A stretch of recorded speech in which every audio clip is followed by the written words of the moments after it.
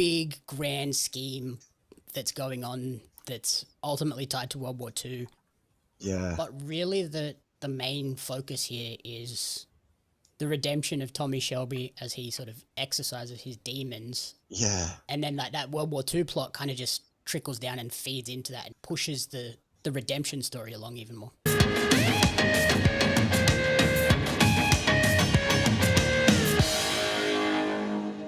Welcome to the commentary booth where we watch and you guessed it, commentate on the week that was in movies and TV. I'm your host and play-by-play commentator Jam Yaps, and joining the gang this week as a colour commentator, graphic designer Luke Fenech. How are you doing? Good, bro. I'm doing really well. Trying to keep busy. Yourself, how are you? Yeah, not too bad. Good. Just same old, chugging along, watching movies, reviewing wrestling, all sorts of stuff. Good stuff. So for people that don't know you, you are the graphic designer behind the logo for the commentary booth. Oh, yeah. But what else are you up to these days, and what are some of your favourite movies? I'm a dad at the moment, which has been an extreme new challenge in my life. So that is the main thing that's going on. As you mentioned, I'm a freelance graphic designer, so that's fun and games. Some of my favourite movies, I have a lot. A classic for me is always Nacho Libre. I like stuff like Anchorman 2. I like the second one. Classics like Shrek. Bit of everything. Very nice. So you're joining me this week as we return to 1940s Birmingham to find out what has been happening with our favourite British crime family, the Shelbys, as we review the Peaky Blinders, the Immortal Man film. We both saw the movie in cinemas ahead of its release on Netflix on Friday, March 20th. Quick thoughts before we break it all down, spoiler-free thoughts? I really enjoyed it. I think there's a good plot line. A lot is explained. And I think it is worth watching in the movies if you get the chance. I really enjoyed it on the big screen. Yeah, same here. I thought it was a very nice sort of conclusion and wrap up to the Tommy Shelby story. And that's right. Yeah, I'm so glad I went to see it in the cinema and didn't wait. Yeah, me too. I definitely wouldn't have managed, So Peaky Blinders, the Immortal Man, a 2026 crime drama directed by Tom Harper and written by Stephen Knight. Continuation of the television series Peaky Blinders, which ran from 2013 to 2022. It feels like a lifetime ago now.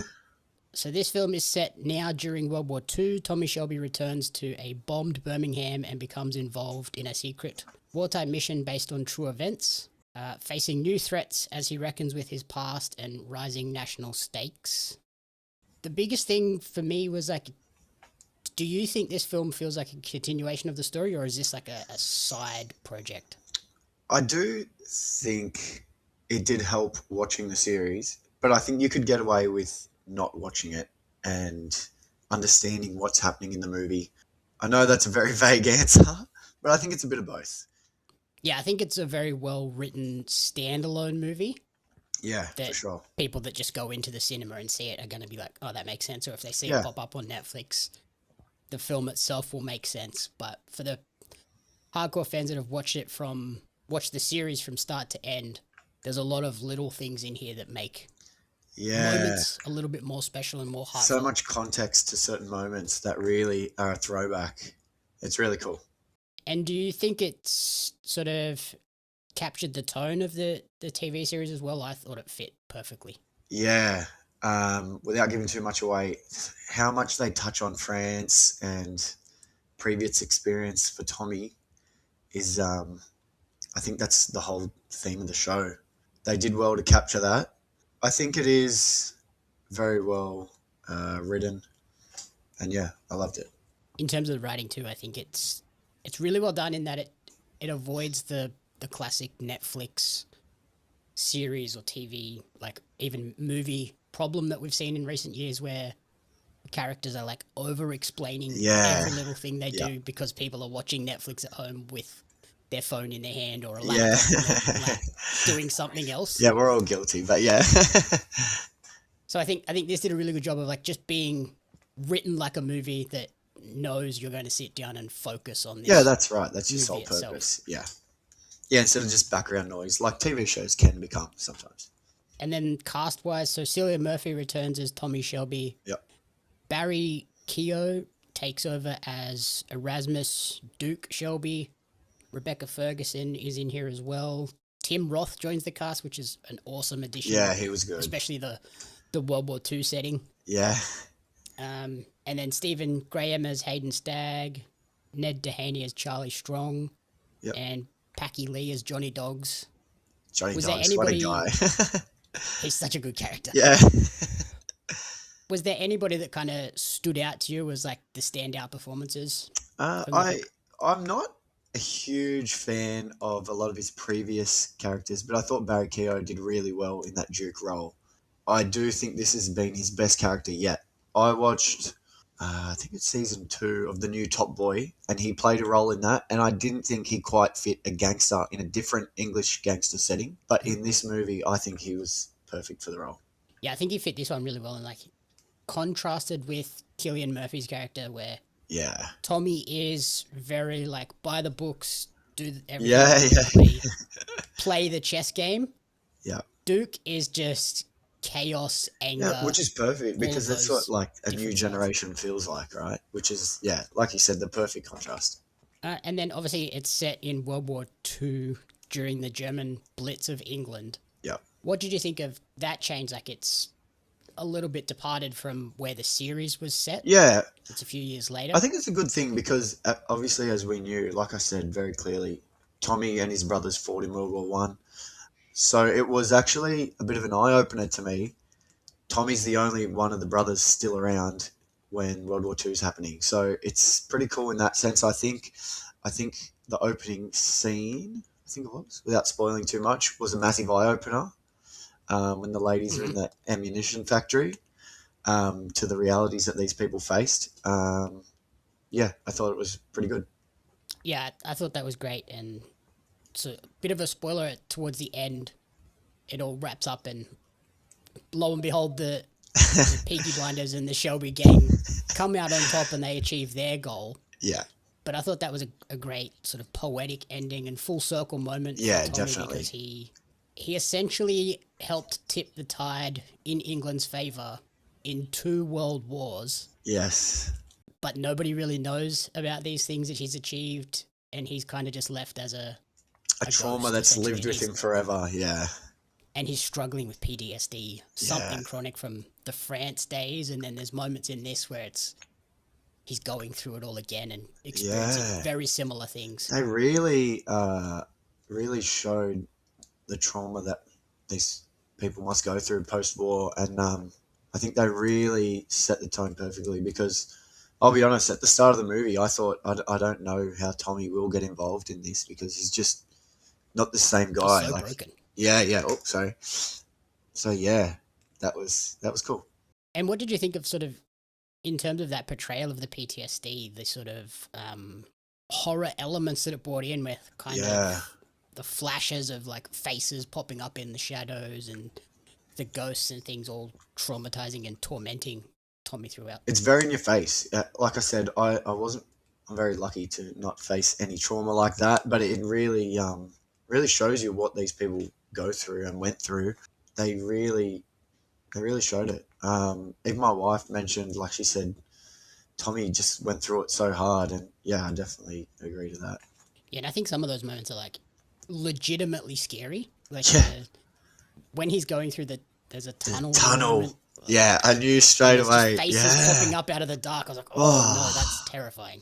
Yeah, and I think that also really showcases what he was willing to go through by being in a tunnel again after facing all these demons. So that really highlighted how important that role was to the operation. And because it is a World War II thing, it's like a patriotic story, and I enjoyed that different spin on a patriotic story. It's not someone going out there, I'm going to win this for my country and sort of get the glory for my country. It's just, I'm going to work in the shadows and solve this issue. Yeah, he says a really cool line without spoiling too much at the end about we won't get no medals, we won't get no recognition. I thought that was like a perfect way to summarize what he was getting up to. And it summarizes the Tommy Shelby character. Like, Yeah, that's right. He's not he's someone always just looking been for about fame. like doing whatever's good for the family and Yeah, the country, yeah, but yeah. he's not trying to make money. And it's like that's the total flip of Duke, who is trying to Yes. make as much money and be as notable as possible through his Yeah. running of the Peaky Blinders in a Yeah, new yeah, generation. yeah.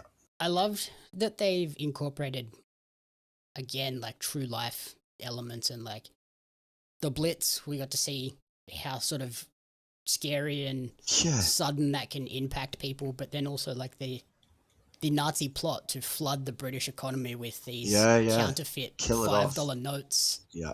And they incorporate Duke into that of like, you take this 70 million pounds of counterfeit currency. It was a little and bit. Yeah. do with it what you want.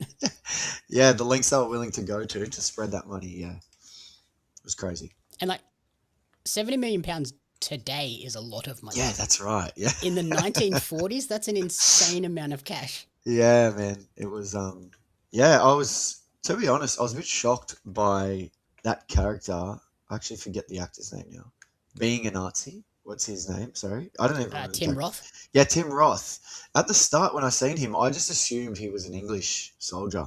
But yeah. Well, I think he was an Englishman that had just sort of defected and was. That's right, because he told Tommy in the horse stables that he also served.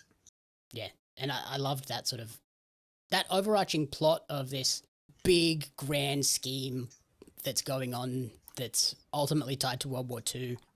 Yeah. But really the main focus here is the redemption of Tommy Shelby as he sort of exercises his demons. Yeah. And then like that World War II plot kind of just trickles down and feeds into that and pushes the redemption story along even more. Yeah. Attention, trading card collectors! Are you ready to take your collection to the next level? Dive into the action with the limited edition Australian wrestling card, showcasing the most electrifying talents Australia has to offer. Imagine owning cards featuring legends such as Robbie Eagles, Shazza McKenzie, Shane Hayes, Madison Eagles, and many, many more. But that's not all. You'll also snag cards of the iconic referees, commentators, and announcers, just like me, Lord Andy Coyne, to truly capture the spirit of Australian independent wrestling. And as our homegrown talent continues to dominate the world stage, Ozrest cards are destined to become hot commodities. Not only will you be owning a valuable piece of wrestling history, but you'll also be supporting the amazing wrestlers and talented photographers behind the magic. So don't wait! Grab your Australian wrestling cards now at pariomagazine.com.au/Ozres cards. Order today and kickstart your collection with a bang! That feeds into Tommy always being 2 steps ahead. Like, I love that part. Yeah, far That's out. the best part about that character, of him just always being 2 steps ahead of everyone, even though they think they're getting the better of him. Yeah, even like as someone, like I said, someone who's watched the show, you know what Tommy's like. There's been 6 seasons. I still couldn't predict what his plan was here. How did he know? I thought Duke had got the better of him. Yeah, I did too. I really thought, no, this is how it's going to end. But yeah, it was awesome. Then like I love the Blackbird reveal at the end. Where he's like, "Oh no, I knew all along you would." Oh my gosh, bad what side. a callback! That was awesome. Another cool part about sort of this war backdrop too is we know they're bombing and we know the war at this point in time is escalating significantly. So it adds like an urgency. Yeah, it's like it has to happen soon. Yeah. Yeah, and that fits into this being a movie rather than another season of the show. It wasn't going to end on a cliffhanger. The show like stretches out over a long time. Yeah, it does. Yeah. With this being a film, do you think the scale fits a film for it? Does it feel bigger than the show ever did? Yeah, I think it did. I think ultimately the story told in the movie is probably more memorable than I think any of the sagas that Tommy and the Shelby family went through the series. Personally, yes, it is a movie, but just thinking back to some of the enemies he's come across, there's really only the one, and that'd have to be Tom Hardy, but he's more of just a character. To me, he's the biggest one that stood out. Some of these other rivals he had, like, you just get lost without rewatching the show, I think. Yep, and I did love that Netflix put out on their YouTube channel there is a recap video. Yes. So people can catch up on the full season if they don't want to go back and Yeah. watch the entire series. And they even put out a couple of tweets of like, before the movie, watch these 3 key episodes. Yes. which is So a great idea as well. I watched like a wrap up that highlighted those 3 episodes. I think it was the first one. I don't remember the second one, and then the last one, obviously. And even that pointed out things that I definitely wouldn't have picked up on without rewatching, like the color of the horse that Tommy starts the series in, the color of the horse that Tommy ends the series in. I thought that was awesome. That was like awesome storytelling. And I told my wife that, and she was like, "Oh my gosh, yes, you're right. I remember that last episode, and it definitely is a different horse." Yeah, and I think it's like a really good idea to go back and do that refresher before For you sure. go into the movie. Like, Yeah. like we said, you can understand the movie without it, but you will miss. Yeah, some there's very so key much elements context that otherwise. will really help. Yeah. If we sort of get ready to close out as well, like do you feel the ending is satisfying for this one? Like I said, I felt it was a very poetic and fitting ending for Tommy just to come full circle. I'll be honest, I was emotionally, I was upset because I was like, like, I don't want to spoil, but it hurt. It hurt at the end. But as you said, it is poetic. There was no other way. It was made clear that that's the only way it was for Tommy, and that's where peace would be for him. Yep. We really seen him fight some serious demons. I know we've touched on that so much. One thing that I really, really enjoyed in this movie was he knows he's a gypsy at heart. He's a Romani gypsy, and their creed is that they don't kill their own. But obviously, we know that it showed in the movie Tommy does kill one of his own, and he's not sure if he's actually a gypsy because he's seeing these ghosts and these people and these voices, which is truly a gypsy trait, or if he's not actually a gypsy because he's gone and killed his own kin. And then I think that was really highlighted when Duke actually says to him, "I'm a true Romani gypsy. I do not kill my own blood." And I think there was a moment there for Tommy, like, shit, if even Duke has this, maybe he does have the edge over me. I don't know, but yeah, it was cool. Yeah, and I thought that was like a great thing of like, he was struggling and like, Yes, he'd been through all of those horrible things in the war and throughout the series, but it was that one moment that was giving him the most trouble mentally and physically as well. Yeah, for sure.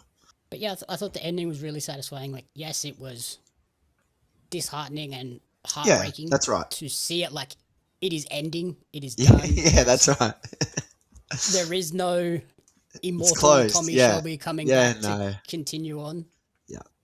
I also would not be against if they wanted to spin off and do a series as well. I've heard friends of mine comment and say, "Oh, it's just not the same," but I would definitely watch it. I have no doubt that if that come out, I would watch it.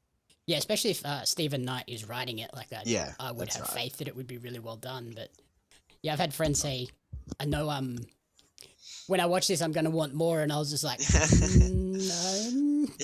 No comment. Sorry. And do you feel that it was good closure as well? Like it does wrap up the story. I don't think there is a need for There's nothing more that needs to be explained, or like we said, the chapter is closed and it's clear as day. That's how it ends. If there was to be another story, it'd obviously have to go in a different direction. Yeah, because they can't just keep throwing back to a closed chapter. Yeah, and I honestly hope they just leave this now. Like, if they want to do another similar Stephen Knight series set in like a similar time period. Yeah, that's right. Yeah. Just do a different series. It doesn't have to be connected in any way. Yeah. For sure. Like, Stephen Knight has proven that he can do it. The Netflix team obviously have faith in him to do it. Yeah, to do the job, yeah. And then obviously with this being a Netflix produced movie, but going to cinemas, it suggests that they have sort of some hopes for potential awards recognition. Yeah. It won't be this season, probably for the next award season next year. Do you think anybody or anything in this is potentially up there for awards? I'm not entirely sure, to be honest. I'm not really up to date with awards or anything like that, but I did see it scored very well with Rotten Tomatoes in the opening week, and as someone with no context, I'm sure that's a good sign. So, yeah. Yeah, I don't think it's going to get a Best Picture or.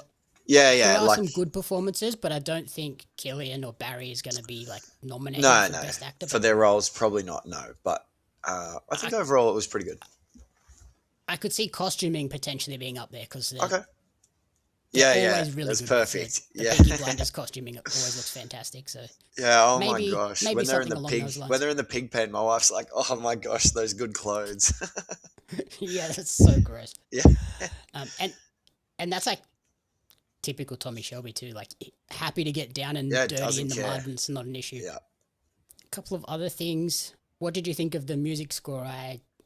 There was a few songs that hit, and I was like, oh, that's a classic. I really enjoyed. There was some the Red Right Hand was massive. Yeah, Red Right Hand was cool. I did enjoy, like I said, that I'm pretty sure I did hear Ammo and the Sniffers in there, which was cool. The music just gets you so pumped. I feel like in every scene where Tommy is walking or there is some action, it just fit the bill so well. Yeah, one of the other scenes I love too is him riding the horse down the street and everyone kind of coming out to greet him. Yeah, like shake a his god. hand. That was Yeah, pretty great. Yeah, that was cool.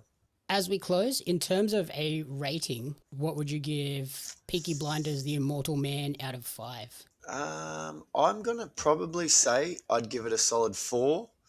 Overall, my criticism is I do think the start was a little slow, and then once we got into the action come very hot and fast. But that is really nitpicking. Other than that, I pretty much enjoyed everything. Yep, yeah, I'm in a similar vein. I would give this a 4 as well. I thought it was really well done in terms of putting out a story that is self-contained but also connected to the shows. Wraps up really well, like a nice conclusion. And yeah, I had someone describe to me as like a prologue to the series. Like it's slightly off but connected, and it's enough really well done. Yeah, if you're a fan of the show, you still feel like it's the same thing. Yeah. And I'm expecting this to do bonkers numbers when it hits Netflix next week. Yeah, it'll definitely be on the number 1 most watched in it'll Australia. Be immediately number 1 most watched. Yeah. I've been telling everyone, oh, have you seen Peaky Blinders, the show? Oh, yeah, you got to see the movie. And they're like, oh, yeah, if it comes to Netflix, I'll watch it. I said, well, good news. It will literally be on Netflix in 10 days. So, yeah. I think by the time this podcast comes out, it will no longer be in cinemas. But if it is, and you have the choice, yeah, I'd recommend watch it in a cinema over the at home on Netflix. For sure, it deserves it. Like the bombings and the big explosion moments hit so much better on the big screen with that big cinema sound. I did enjoy at the start the Cillian Murphy little introduction, just saying, you're seeing this movie in the big screens, please no spoilers. I thought that was great because with the internet these days, you're guaranteed to see spoilers no matter what. But I've somehow, even though, like I said, I know how it ends, I don't think I've seen any real spoilers through X or Facebook or anything like that. Not on Instagram. So I think maybe that has done its job correctly. I'm the same. I'm shocked I haven't seen anything, which is... I know it's all. I don't think there's anything anymore that you can see without spoilers. But yeah, and I think it suggests the people that are going to see this in cinemas are the hardcore fans that don't want to ruin it for people. It's not just people going, I'm going to go and spoil this for someone. Yeah, and get like clips and stuff like that. Yeah. Awesome. Alrighty, thank you everyone for listening to the commentary booth. If you enjoyed the show, please remember to rate, review, and subscribe on podcast services and on YouTube. You can follow Luke on Twitter at ws_PapaFen. Yep. Where else can people check you out as well? And I'm on Instagram under Luke Fenech 9. And yeah, that's about it. If you want to hit me up, follow me. Let's chat movies. Yep. And if you need any graphic work done, Luke's you can hit my email lf9design@gmail.com. Perfect. Alrighty, awesome. And you can follow me on social media at JamYapsMedia and at Pario Magazine. Luke, thank you for taking the time, and anytime, Jamie. Fatherhood and thank you. Checking out movies and everything. Thanks, bro. Have a good night.